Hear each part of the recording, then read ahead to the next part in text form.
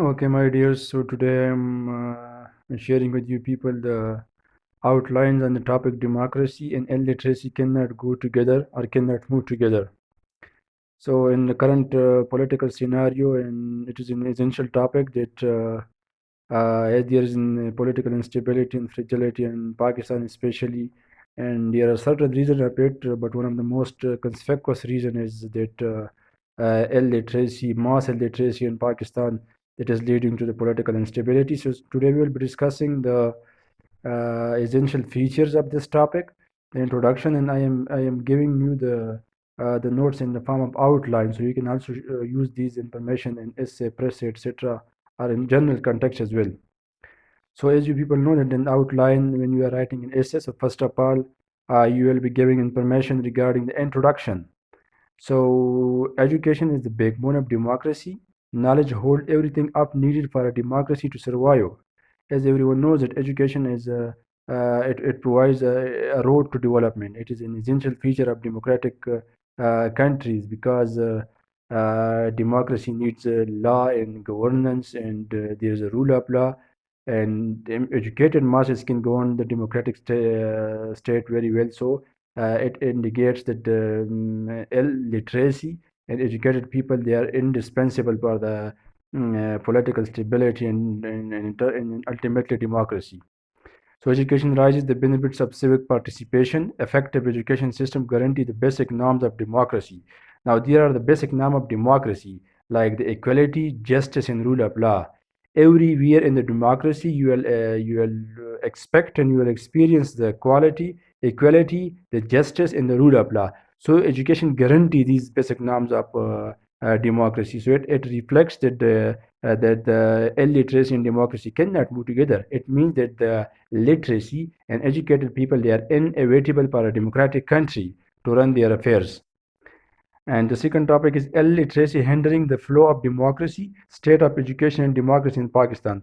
So according to the recent economic survey of Pakistan, the literacy rate is 60%. According to the Global Democracy Index, Pakistan is ranked 104 across the world, which clearly indicate the impacts of illiteracy and democracy. So these are the recent two reports that I have taken from various articles.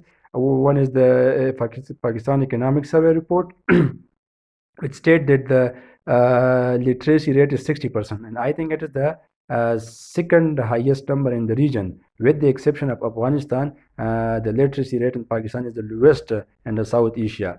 So it is related to the education system. And the second consecutive report is the Global Democracy Index, in which Pakistan is ranked 104th across the world. So it reflects that there is a connection between the economics and the literacy rate and the democracy. When there is a more literacy rate, so the democracy will be strong. So this is in clear evidence of it. Then enlightened masses, a prerequisite for making informed decision. Definitely, when masses are enlightened, they are education, so they will be able to formulate and implement the decisions that are in the benefit of a country. The third topic is, according to Plato, educated public is indispensable for an ideal state. So it is in a case study. You can give the example of Plato that indispensable means irreplaceable or inevitable. You can say inelectable or sine qua non as well. So this is one of the reference you can give in your essay or in any other question of the Plato. Then another point is inability of illiterate masses to appreciate the political theater of society. When there's masses are illiterate, so they cannot exactly understand it, what is meant by democracy and political stability. So this is also a topic that you can give information of it. I am just sharing with you the essential topic that I have taken from your sources. You can also add your own information as well. Then we have illiteracy promoting lack of transparency and governance. When there's an illiteracy, so there will be no proper governance. There will be lack of transparency. There will be corruption, rampant corruption. You can give the case study of Pakistan, where the corruption level is so high. And the next point is the vicious cycle of no education and no resources is obstructing the effective democracy. When there is no education, there will be no resources. There will be unemployment, and consequently there will be poverty, and this poverty will obstruct the effective democratic system. Again, we can give the case study of Pakistan.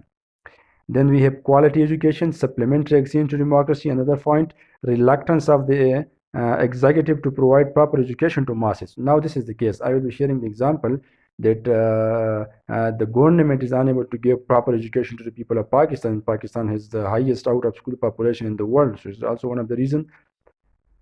Now, democracy not contiguously related to quality education. You can also give the information of it. Owing to illiteracy, there is lack of awareness of rights, which is derailing democracy. When people are illiterate, they will be unable to understand what are their rights and how they can demand it properly. So this is also one of the reasons that illiteracy is derail the democratic system of a country. Now there are certain ways through which we can find out that why democracy and illiteracy are linked together. So ways to mend the fault lines of democracy by increasing the literacy rate. So we will have to increase the literacy rate, then the people will become aware, people will understand the basic rights, they will be able to understand the basic norms of democracy like justice, equality, rule of law, and then accordingly they will be able to bring the political stability. So as per the Article 25A, it is the compulsory responsibility of the government and all the relevant stakeholders to provide free and compulsory education to the people of Pakistan, to the children of Pakistan, particularly from the age of 5 to 16. This is the article in Pakistan. Article 25 is about the equality of citizens. In Article 25A, it is about the compulsion of education on the government for the children between the age of 5 and 16. Now, despite the article that is present in our constitution, Pakistan has the second highest out-of-school population in the world, and according to UNESCO report, 22.8 million children between the age of 5 and 16 they are out of school in Pakistan in this modern world, and this is the second highest out-of-school population after Nigeria. So this is an alarming situation. Imagine that 20 million children, when they grow up without literacy, would they be beneficial for the country? Definitely, though. They can join the anti-state activities, and they can derail the democratic system of a country. And the next topic is the budgetary allocation in education should be increased to the minimum benchmark of 4% of GDP. Now, currently we are spending less than 2% of the percent of our GDP on education, despite the fact that the minimum benchmark is 4%. And although the successive government have pledged that they will increase this minimum benchmark to 4%, but until now we haven't seen any progress in this regard. Then awareness campaigns are necessary regarding the importance of education in masses. Most of the people they do not know the significance of education, particularly in the rural areas. So there's a need of awareness in these masses to send their children to school, because all of the children they are out of school not only because of the lack of resources. Some people do not give significance to the education system. Then culture of research and creativity should be inculcated in higher education to ensure quality education and strengthen democracy. Now, our education system that is particularly related to the theoretical system and this memorization system without understanding, analysis, synthesis, explanation. And according to the recent report of the Global Innovative Index, Pakistan is ranked 107th. So it reflects that our education system lacks the culture of research, and consequently we are lacking in terms of technological advancement and prosperity and development. So research culture must be inculcated, particularly in the higher education system.